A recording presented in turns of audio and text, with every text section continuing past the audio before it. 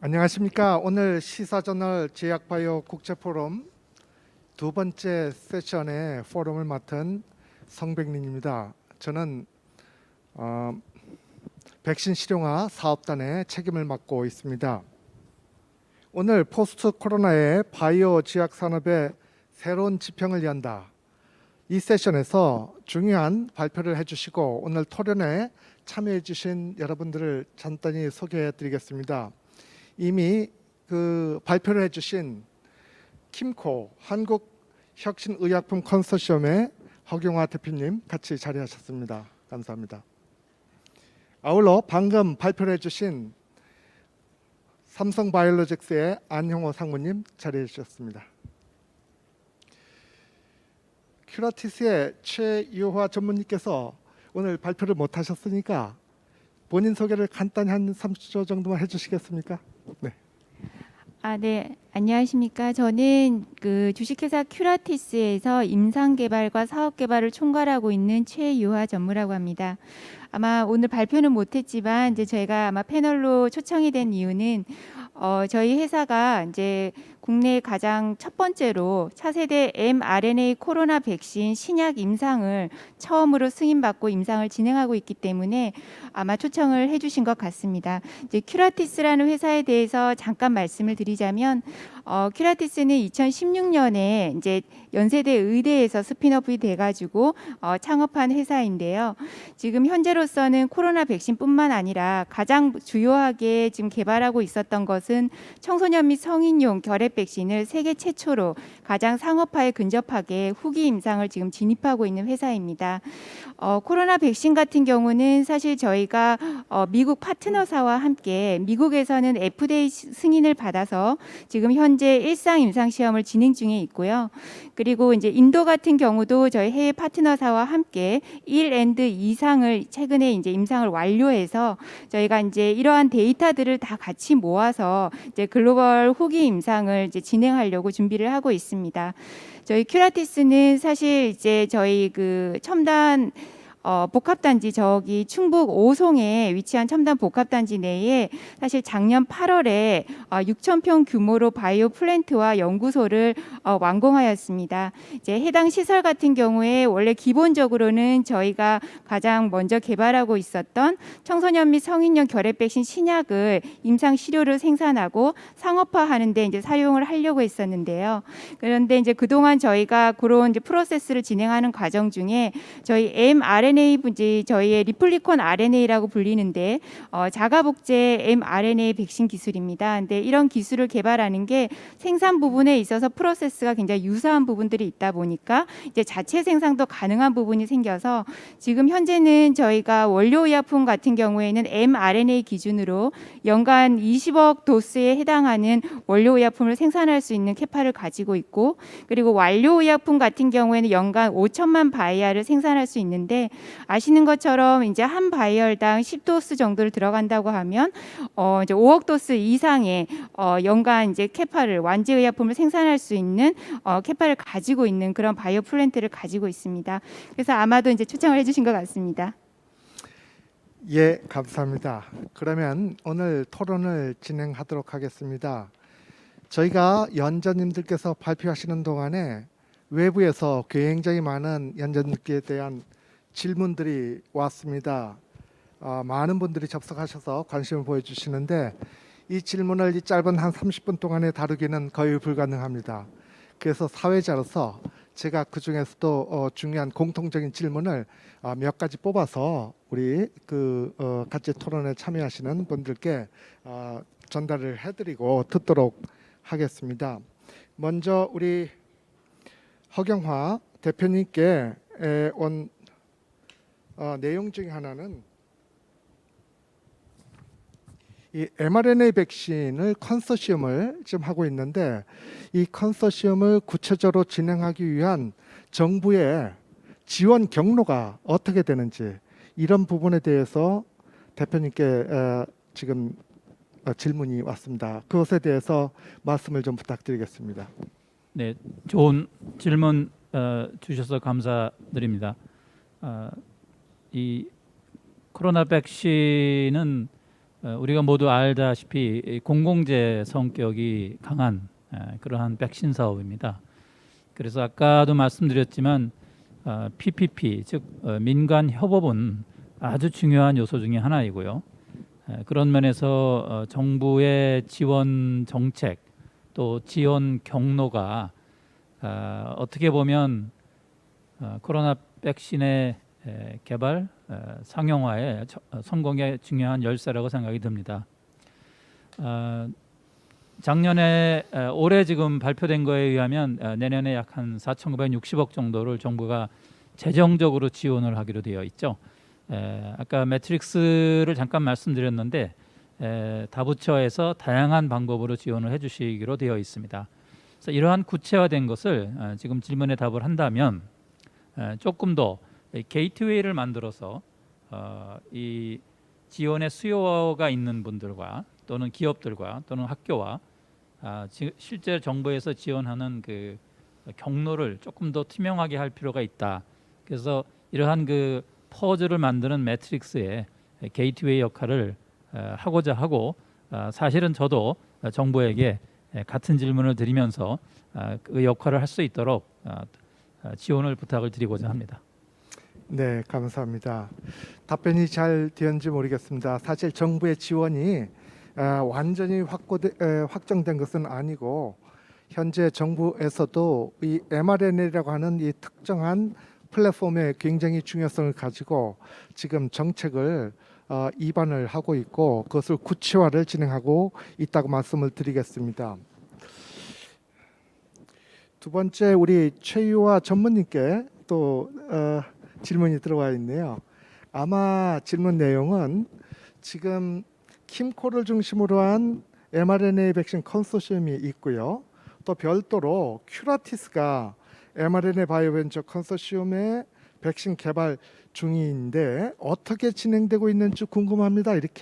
이런 질문이 왔습니다. 아마도 질문 내용은 지금 그 허경화 대표님이 말씀하신 한 6개의 중견 회사들이 모여서 하는 이런 컨소시엄과 큐라티스에서 진행하고 있는 mRNA가 어떠한 연관성을 가지고 있는지 어떤 협업이 가능한지 이런 질문인 것 같은데 포괄적인 점 답변을 부탁드리겠습니다. 네, 저희 큐라티스는 아마 이제 기사에서도 많이 보셨겠지만은 저희가 mRNA 벤처 컨소시엄에 MOU 체결을 최근에 하였습니다. 이제 그 mRNA 벤처 컨소시엄 같은 경우는 이제 한국 바이오의약품 협회와 그다음에 백신 안전센터 그리고 아이진 그리고 진원생명과학 그리고 이제 큐라티스 이렇게 해서 사실은 이제 보령 바이오파마도 있습니다. 그렇게 해서 같이 참여를 해서 각 회사가 가지고 있는 장점이나 또는 이제 기술력들이 좀 있습니다. 그래서 그런 부분들을 서로 아레나를 정해서 우리가 이제 다음에 이제 발생할 수 있는 또 이제 어떤 변이 바이러스에 대응할 수 있는 차세대 mRNA 백신을 한번 우리 벤처들이 한번 뭉쳐서 한번 개발을 해보자라는 취지로 사실은 이제 출발을 하였습니다. 물론 앞서 이제 킴코 우리 대표님 말씀해주신 것처럼 이제 여러 또 이제 큰 기업들이 그들의 또 이제 그 강점과 이제 뭐 자본과 여러 가지를 통해 가지고 이제 또 진행하는 부분도 있지만 이제 벤처 중에서도 실제 mRNA 같은 경우에는 모더나도 사실은 아주 벤처 기업이었습니다. 그런데 아주 그런 혁신적인 기술이 나올 수 있는 그런 부분이 이번에 발생되었기 때문에 모더나가 큰 기업으로 발전할 수 있었던 것처럼 각 바이오 벤처들도 그들이 가지고 있는 mRNA는 또 특히나 이제 그런 벤처들이 또 강한 부분들도 있습니다. 그래서 그런 부분들의 역할을 충분히 서로 쉐어하고 이제 그 서로 간에 가지고 있는 기술과 그다음에 그들이 가지고 있는 노하우들을 같이 나누어서 실제적으로 이제 다음 세대의 변이 바이러스에 대응할 수 있는 RNA 백신을 개발하고자 지금 MOU를 먼저 체결을 했고 지금 계속적으로 실무 회의를 진행하고 있습니다. 네, 간결한 말씀 감사드립니다. 그러면 안영호 상무님께 온 이 질문 내용을 제가 잠깐 소개해드리겠습니다. 우리나라에서 현재 민관 협력으로 백신 개발이나 플랫폼 개발이 추진되는 부분은 있는 것인지 이런 질문이 왔는데요.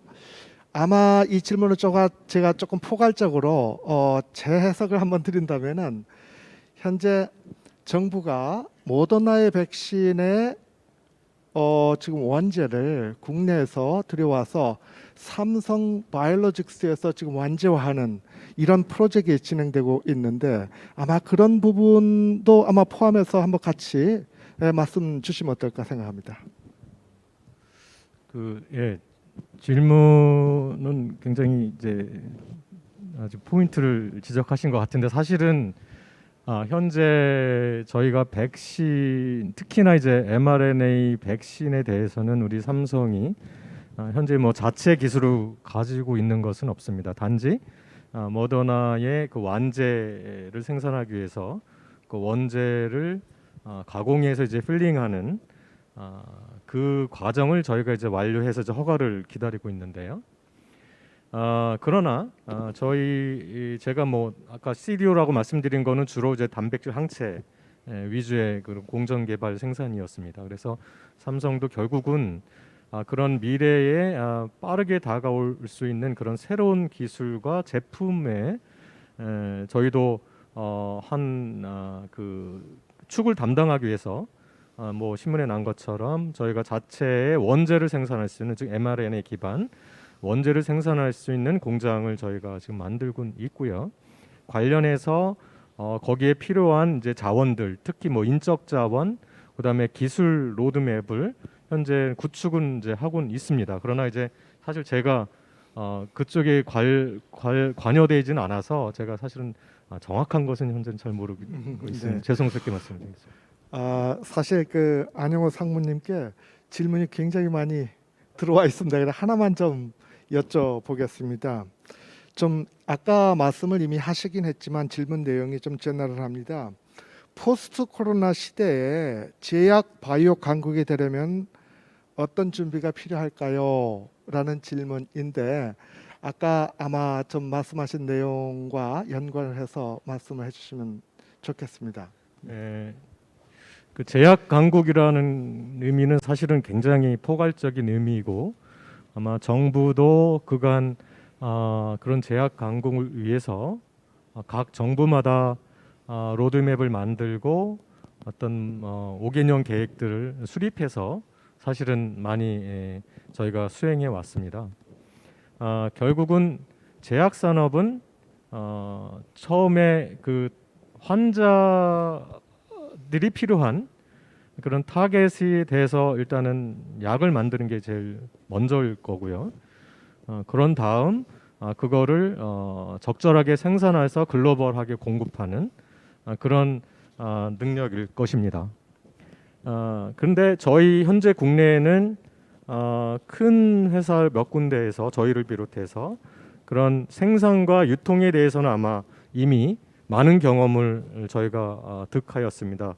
삼성바이오에피스 같은 경우도 글로벌 임상, 매우 큰 임상도 수행했고 셀트론도 직접 유통도 하고 삼성은 이제 위탁 생산을 하고 위탁 개발을 하고 그래서 결국은 많은 스타트업 바이오텍들이 초기 분야 디스커버리하고 좋은 약을 만들어내는 분야가 같이 접목이 돼야 전체적으로 저희가 제약 강국이 될 것이라고 생각합니다. 또한 아까도 이제 나온 문제 중에 하나가 저희가 라이센스 아웃을 자꾸 하려고 한다. 왜냐하면 자본의 문제일 것 같습니다. 그런 약을 글로벌하게 저희가 추진할 수 있는 예를 들어서 수조 원을 투자해서 그것을 임상을 하고 개발할 수 있는 아직 기업이 많지는 않다. 그렇다면 우리 크게 두 꼭지를 보면 그런 많은 약들은 이제 작은 기업에서 많이 좀 개발을 해주고 그 자본이 많은 특히 바이오가 아니더라도 우리나라에는 수많은 이제 그룹사들이 있으니까 거기서 좀만 관심만 가져준다면 자본을 투하해주면 우리가 라이센스 아웃을 굳이 외국으로 하지 않아도 충분하게 글로벌 그 시장을 우리가 진출할 수 있지 않을까. 그래서 질문에 대해서 요약해서 말씀드리자면 이거는 어느 한 기업, 한 기관이 나서서 될 일은 아니고 결국은 전체적으로 어떤 잘 디자인된 협업 체계를 이루어하고 플러스 자본이 투입이 돼야 된다. 그래서 이 부분은 단기간에는 좀 안 될 것 같지만 언젠가는 저희든 그런 것을 이뤄내서 큰 성공을 하리라 자신하고 있습니다. 감사합니다. 네. 잠깐 그 제약 강국에 대해서 네. 잠깐 첨언 드렸으면 좋겠습니다. 이제 제약 강국이라는 것은 그 풍부한 그 인적 자원이 있는 리서치를 통해서 개발 임상을 하고 결국에는 상용화하는 것까지 즉 완주를 했을 때의 제약 강국으로서의 진정한 의미를 갖게 된다고 생각이 듭니다. 그래서 지금 우리나라가 조 단위의 이제 기술 수출을 통해서 연구의 역량은 충분히 인정이 돼 있다고 보고요. 지금 옆에 계신 삼성과 같이 또 생산 역량 그리고 CDO로서 역량이 충분한데 과연 우리가 임상 개발을 끝까지 가서 완주할 수 있는 무엇이 더 필요한 것인지에 대한 논의가 있어야 되고 저는 생각에는 가장 중요한 것은 민간이 같이 모여서 현장의 수요를 기반으로 한 정책이 만들어졌으면 좋겠다. 그래서 그러한 것에 갭을 메꿀 수 있는 여러 컨소시엄, 컨소시엄이 하나가 아니고 프로젝트별로 많은 것이 생겨서 저희가 그 민간 협업이 이루어진다면 우리가 아마 선진국을 따라잡을 수 있는 즉 탈추격을 할 수 있는 이니셔티브를 만들어낼 수 있지 않을까 생각을 하게 됩니다. 네, 답변 감사합니다. 그 질문에 대해서 제가 조금 추가적으로 만일 말씀을 드린다면은 아까 우리 안용호 상무님께서 말씀하신 것처럼 삼성이 전 세계에 있는 기업의 브랜드 가치 5위입니다. 그리고 단일 기업으로서 바이오 의약품 생산 시설로서는 세계 1위를 갖고 있습니다. 이마만치 생산 공정과 생산의 뒷단에 있어서는 우리가 엄청난 강점을 가지고 있는데 이 부분을 잘 살려서 백신 개발의 어떤 가치 사슬을 극대화하기 위해서는 그 생산 시설을 이용해서 생산할 수 있는 진짜 아이템을 우리가 개발을 해야 될 것입니다. 실제적으로 아직 좀 어려운 부분은 우리가 백신 개발에 투입을 하고 투자한 기간이 얼마 되지 않고 있기 때문에 실제적으로 우리가 개발한 백신이 정말 자체 개발한 백신이 몇 개가 있느냐 이 부분에 있어서는 우리가 참 어려운 답변이 될 것입니다. 그래서 뒷단에 있는 생산시설의 극대화 이와 같은 세계 최고의 수준을 우리가 최고로 유틸라이즈를 하면서 가치 사슬을 극대화하기 위해서는 전 단계에 있는 이와 같은 그 제품의 혁신적인 제품을 초기에 개발하는 이런 역량을 같이 키워야 되지 않을까 이렇게 생각을 합니다. 만일 비유로 한다면은 우리 대포를 태평양으로 날리려면은 대포하고 대포알이 필요하겠죠. 대포알을 날릴 수 있는 대포는 지금 삼성에서 준비가 되어 있습니다. 셀트리온 이와 같은 국제적인 이와 같은 CMO 생산 시설이 잘 준비가 되어 있습니다. 그러나 그것을 날릴 수 있는 탑재할 수 있는 대포알이 부족합니다. 이것은 우리가 중장기적인 투자 개발을 통해서 이와 같은 혁신 백신 신약을 개발해야 되는 이런 부분들에 대해서 향후 기술 투자가 이루어져야 되지 않을까 생각을 합니다. 바로 이런 부분에 있어서 제가 mRNA 백신과 관련돼서 우리 허경화 대표님께 추가적인 한번 질문을 드리겠습니다. 현재 mRNA 백신 컨소시엄과 그리고 큐라티에서도 지금 준비를 많이 하고 있지만은 엄청나게 우리 국내에 있는 회사들이 이 부분을 지금 투자를 준비하고 있고 개발을 준비하고 있습니다만은 그럼에도 불구하고 아직 해외에서 개발된 mRNA 백신에 개발된 여러 가지 특허로 보호되어 있는 이 기술을 어떻게 우리가 이것을 회피하며 가서 우리가 개발한 제품이 나중에 상용화가 됐을 적에 문제가 없이 상용화가 될 수 있느냐 이런 부분들이 전제가 돼야 될 것 같습니다. 이런 부분에 대해서 우리나라가 어떻게 준비가 되고 있는지 허 대표님 좀 답변 부탁드리겠습니다. 네, 아주 특허 부분은 이 메신저 RNA 개발의 아주 그 키포인트 중에 하나입니다. 저희가 생각하는 전략은 우선은 그 특허에 대한 그 기술 협업을 맺은 특허에 대한 확보 그리고 우리가 중장기적으로 우리가 만들 수 있는 특허를 개발해서 특허를 뚫고 나가는 그 두 가지 투 트랙이 필요하다고 생각이 들고요.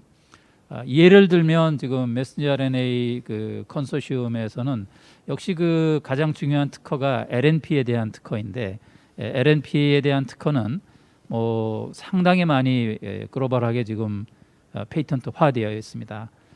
그래서 지금 그 글로벌에서 가장 그 대표적인 제네반트의 LNP 기술을 먼저 기술 협약을 통해서 확보를 해서 이제 시급성, 긴급성이 필요한 내년까지의 기술을 이러한 그 특허 전략을 협업을 통해서 확보를 했고요.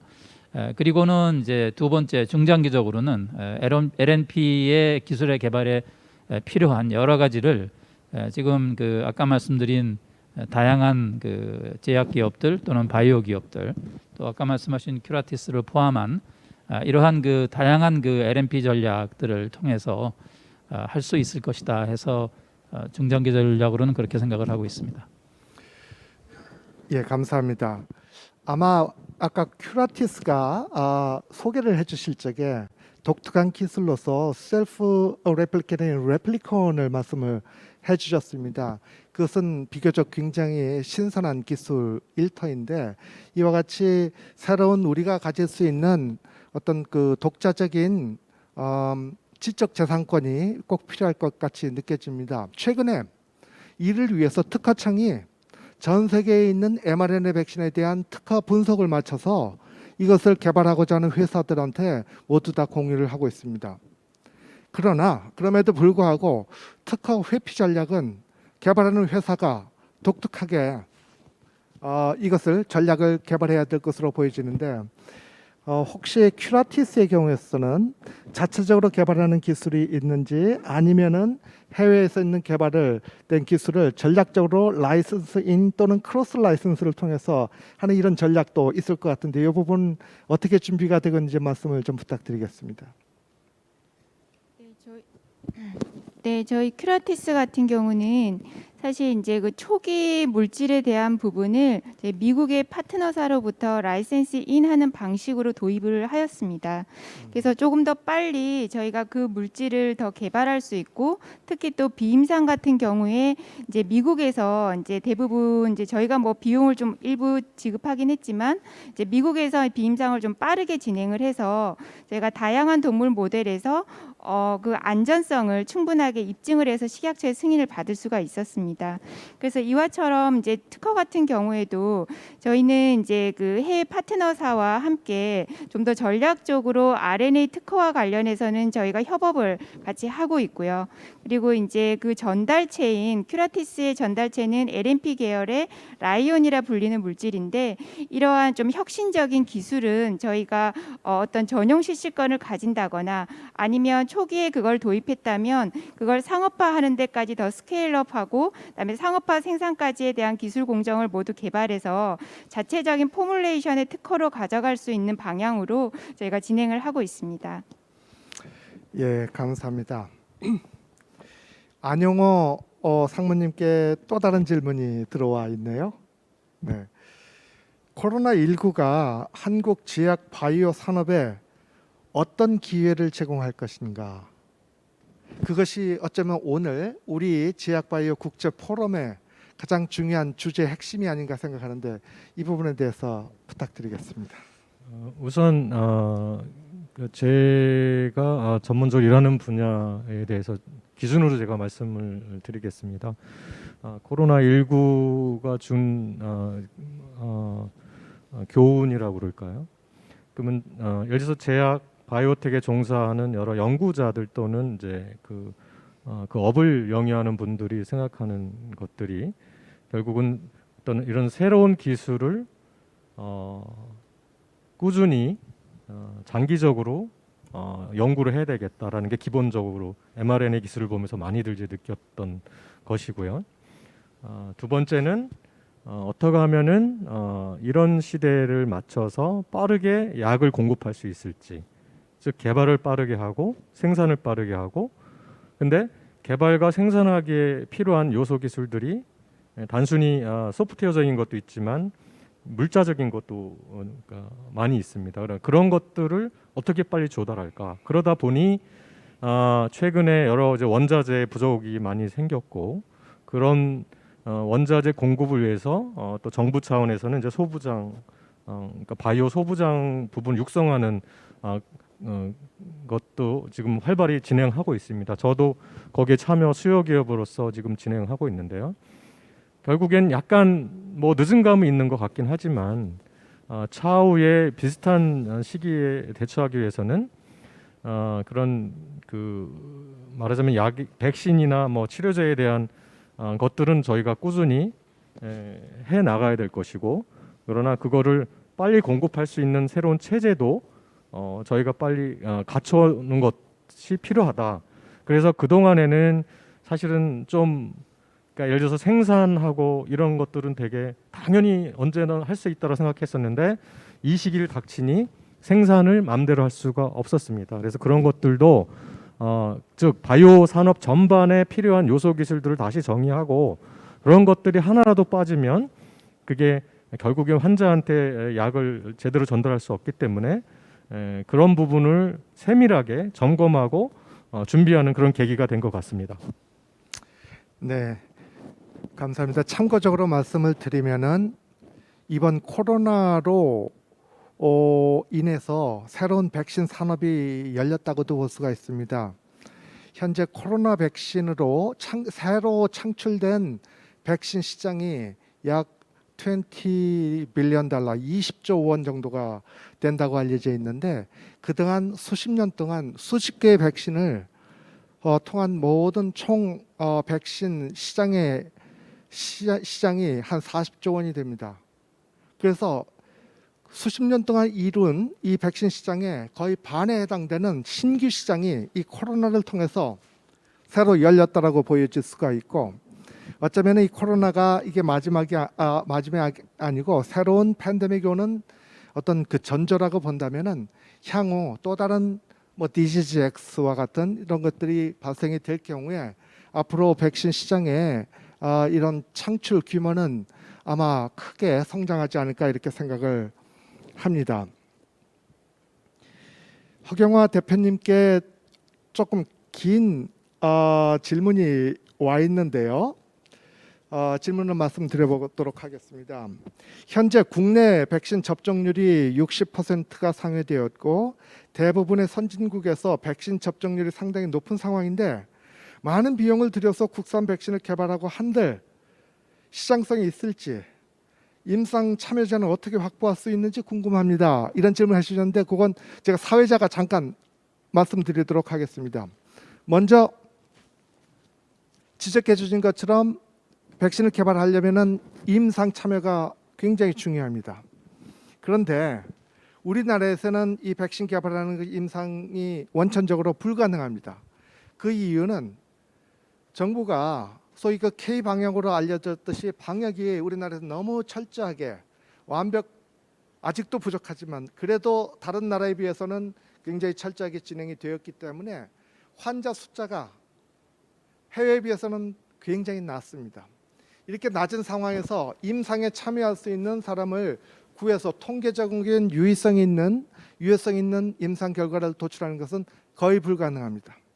따라서 현재 국가는 어떤 방법을 쓰고 있냐면은 이와 같은 그런 그 소위 그 플라시보라고 하는 위약 임상을 사용하는 것이 아니라 한 3만 명이 필요하죠.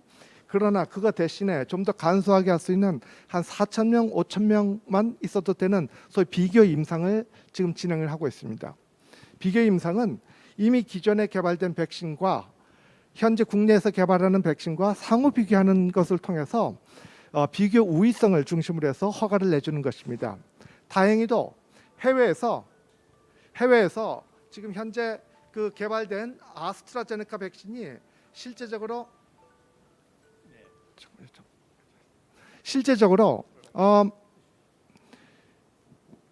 그 비교 임상에 참여를 하는 것을 어그리를 했습니다. 너무나 감사한 일이죠. 그래서 이와 같은 비교 임상 데이터를 가지고서 할 수 있는 길이 열려졌고 이것을 통해서 SK 바이오사이언스가 이번에 8월 10일자로 임상 3상에 지금 도입이 된 것입니다. 아마도 성공적으로 진행이 되면은 내년 초에 국내에서 개발된 백신이 아마 접종이 되지 않을까 이렇게 생각을 해봅니다. 또한 아울러 우리가 해외에서 개발된 백신보다 우리가 지금 늦죠. 그러면 늦은 상황에서 개발을 하면은 무슨 소용이 있겠느냐? 요것에 대한 답변은 아마도 이렇게 하면 어떨까 생각합니다. 현재 알파 말고 베타, 델타 이런 변이주들이 계속 나오고 있지 않습니까? 이런 변이주들에 대한 추가 접종이 꼭 필요합니다. 그래서 아마도 우리나라가 개발을 시작한 경우에 있어서는 변이주 확산이 많이 됐을 거고, 그래서 변이주로 이런 이와 같은 그 새로운 추가 접종 이런 부분으로 활용이 될 가능성이 매우 높다고 생각을 합니다. 허 대표님 좀 추가해 주시죠. 너무 정확하게 잘 찝어서 말씀해 주셨습니다. 그리고 결국 저희가 늦었죠. 늦었지만 뭐 늦은 것이 사실은 아니죠. 언젠가는 저희가 시작을 해야 될 일이고, 그런 면에서 백신의 자립화는 정말 무엇보다 중요하다고 생각이 들고요. 사실 이제 백신이 공공재이면서 민간 협업이 필요한데, 결국에 우리가 즉 where to go, 우리가 어디를 겨냥해서 갈 것인지에 대한 것은 사실은 우리가 많이 고민을 해야 됩니다. 아까 그 첫 번째, 두 번째 슬라이드에서 나왔지만 백시네이션의 지금 그 접종률이 나라별, 지역별 엄청 틀립니다. 사실은 수요 기반의 백신이 만들어져야 됩니다. 그런 면에서 볼 때 저희들이 타겟하는 지역을 지금부터 우리가 염두에 두고 모든 스트래티지가 만들어진다면 사실은 그 수요는 앞으로도 계속될 것이고, 지금 단장님께서 말씀하셨던 여러 가지 델타, 감마, 변이 바이러스가 계속 나올 수밖에 없는 상황이기 때문에 그것에 대한 수요는 앞으로도 계속하지 않을까 하는 생각을 해봅니다. 네, 감사합니다. 안영호 상무님께 한 가지 질문을 제가 한번 드리고 싶습니다. 그 공정 개발에 대해서 수율을 높이는 이런 형태에서 Accelerate 이 기술을 통해서 엄청난 신속하게 개발하는 이런 플랫폼을 삼성이 갖추고 있습니다. 근데 3개월 전에 G7 정상회담에서 정상들이 합의한 내용이 여러 개가 있는데 그중에 가장 첫 번째 나오는 것이 뭐였었냐면은, 지금 현재 코로나 백신은 코로나가 발발한 지 접종까지 들어가는데 300일이 걸렸습니다. 개발하는데 300일이 걸렸는데, 향후 이것을 단축해서 100일 이내에 생산이 가능한 플랫폼을 개발하는 것을 우리 G7 정상들이 합의를 하였습니다.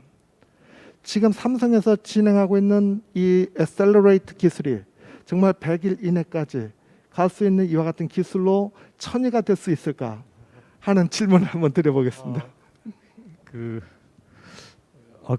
이런 질문을 제가 저는 이제 사실은 9개월, 즉 실제로는 7개월인데요. 이거 한 것도 굉장히 잘했다고 제가 지금 뿌듯해하고 있는데, 이거를 만약에 3-4달로 줄이라면은 문제는 이제 사실은 의약품, 백신도 마찬가지고 모든 의약품들이 이제 규제를 받고 있기 때문에 거기서 필요한 기본적 요건들이 있습니다. 만약에 거기서 필요한 그런 요건들을 만약에 그렇다고 안전성을 무시할 수는 없으니까 그거를 좀 더 플렉서블하게 대응한다면 아마 100일까지는 아니어도 근접하게 할 수도 있지 않을까라는 지금 막 아이디어가 생기긴 하는데요. 물론 그러나 이제 바이오 의약품의 그런 특성 때문에 아마 쉽지는 않을 것 같습니다만, 그게 어떤 글로벌하게 요구되는 관점이라면 현재 저희가 실제적으로는 한 6개월까지는 왔으니까 한번 더 줄이도록 노력을 많이 하겠습니다. 예, 지금 답변해 주신 것처럼 300일을 6개월이면 150일까지 끌어당겼습니다. 근데 그걸 100일까지 당긴다면은 그것은 또 다른 테크놀로지 리버비 필요할 것 같이 생각이 되는데요. 제가 참고로 이 부분과 관련해서 미국의 백악관이 한 달 전에 발표한 새로운 프로젝트 내용을 말씀을 드려보겠습니다. 그 아폴로 프로젝트 우리 그 스페이스 경쟁에서 우주 경쟁에서 구소련을 앞서게 된 이와 같은 그 계기로 미국이 전 세계 리더십을 확보하게 된 것이 아폴로 프로젝트입니다. 그와 같은 프로젝트를 팬데믹과의 전쟁에서 다시 한번 하겠다라고 발표를 했고요. 거기에 향후 10년 동안 약 75조 원의 연구 개발비를 투입하겠다 하면서 그 중에 반을 백신에 투입을 하되 거기서 나오는 기술은 팬데믹이 발생된 이후에 100일 이내에 생산이 가능한 기술에 투자를 하겠다 이렇게 되어 있습니다. 자, 우리가 지금 삼성이 엄청나게 빠른 속도로 개발하는 이와 같은 속도를 좀 더 패러다임을 시프트를 해서 좀 더 앞당길 수 있는 기술을 할 수 있다면 미국이 앞으로 30조 원이 넘는 이와 같은 투자를 10년 동안 한 것을 우리 삼성이 먼저 달성할 수도 있지 않을까 생각을 하는데 그런 부분 각오를 한마디 좀 하실 수 있을까요? 예, 저희가 아까도 저희 삼성에서 바이오를 시작할 때 저도 사실은 삼성이 아닌 밖에서 다른 회사에 다니고 있었습니다. 그 당시에 저도 이거는 삼성이 잘할 수 있을까라는 의구심을 많이 가졌었습니다. 근데 10여 년 시간이 흘러서 저희는 그걸 성취를 했습니다. 그 DNA는 무엇보다 중요합니다. 저희는 계속적인 내부 혁신과 글로벌 수준의 기술의 습득 또는 아까 말씀하신 것처럼 백신 기술이 아니라 최근에는 그런 혁신 기술들의 많은 요구가 됩니다. 그래서 뭐 예를 들자면 뭐 AI를 이용해서 디스커버를 빨리 한다. 그리고 공정도 기존의 컨벤셔널하게 세포주 만들고 단계를 거치는 게 아닌 뭔가 획기적인 방법으로 바로 항체나 단백질을 생산할 수 있는 방법을 적용한다면 그리고 그런 생산 기술에 적용된 모든 기술이 인간에게 안전성이 확보만 된다면 빠른 시간 내에 생산도 가능할 것 같습니다. 오늘부터 그 부분을 열심히 공부해서 이뤄내도록 노력하겠습니다. 감사합니다. 시간이 많이 지나가는데 제가 추가적인 질문을 한두 개 정도 하겠습니다. 우리 큐라티스의 최유화 전무님, 많은 사람들이 생각하기에 코로나가 지금 중요하긴 하지만 우리나라에서 가장 전통적으로 중요한 백신은 결핵 백신으로 알고 있습니다. 1년에 2,000명이 죽고요. 지금 코로나로 인해서 사망한 사람이 2,700명이 됐나요? 2년 동안에 사망한 사람이요. 1년에 우리 결핵으로 사망하는 사람이 국내에서 2,000명입니다. 어쩌면은 사망자 숫자로만 보면은 코로나보다 더 중요한 질병이라도 볼 수가 있는데 그것을 큐라티스가 앞장서서 지금 개발을 하고 있습니다. 혹시 이번에 mRNA 백신을 개발하는 것이 너무 거기에 중점적으로 이렇게 하다 보면은 큐라티스가 그동안 진행해오던 혹시 결핵 백신 조금 주춤하지 않을까라고 이렇게 걱정하는 분들이 외부에 있습니다. 어떤 밸런스를 가지고서 하실 것인지 조금 말씀 부탁드릴까요? 네, 저희 결핵 백신의 중요성에 대해서 이렇게 이야기해 주셔서 감사드립니다. 사실 이제 그 심각도에 있어서는 정말 말씀해 주신 대로 그 사망률만 보면은 이제 결핵이 훨씬 더 앞서 있고 단지 이제 코로나 같은 경우에는 저희가 갑자기 팬데믹이 되다 보니까 그 파급력 때문에 굉장히 전 세계적으로 이제 이슈화가 되었는데요.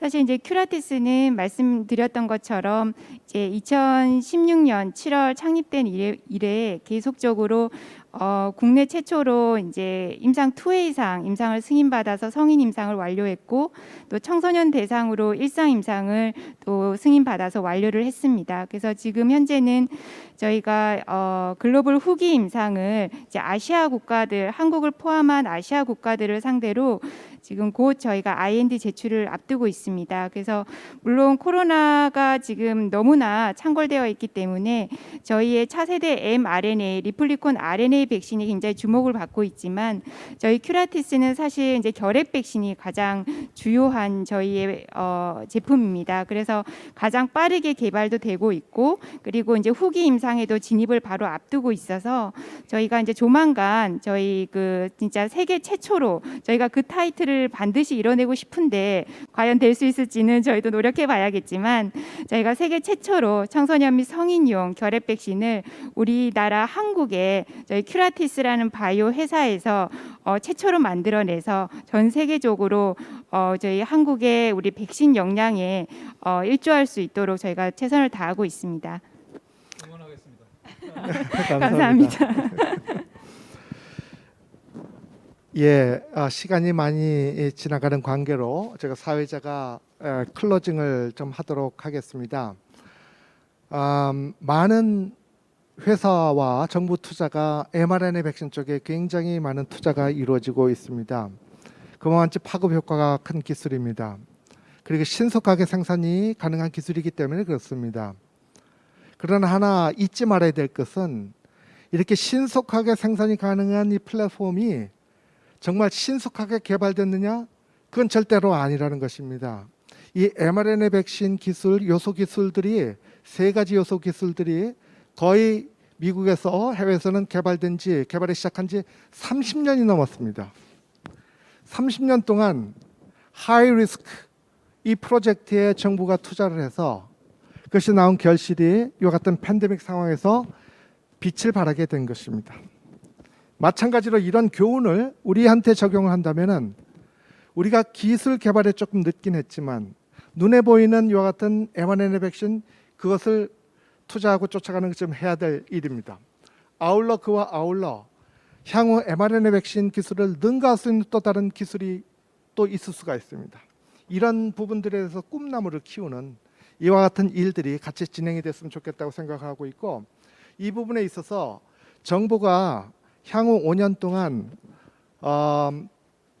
프라이빗 퍼블릭 파트너십을 통한 백신 펀드로 1조 원의 스페셜 펀드를 조성을 하고 있고 5년 동안 사용할 예정으로 있습니다. 이런 부분에 있어서 새로운 신기술을 갖는 백신 어떤 그 플랫폼을 갖는 이런 꿈나무들, 벤처들이 많이 육성이 되고 향후 5년 후, 10년 후에는 정말 우리가 좀 추구하고 있는 글로벌 허브에 아마 부상을 하는 이와 같은 계기가 되었으면 좋겠습니다. 오늘 제약바이오 국제 포럼을 통해서 코로나 이후에 해당되는 제약 산업의 이와 같은 각오와 이런 전략에 대해서 저희가 논의를 하였습니다. 이와 같이 논의를 할 수 있는 포럼과 장소를 제공해 주신 시사자님께 감사를 드리면서 오늘 토론을 마치도록 하겠습니다. 감사합니다.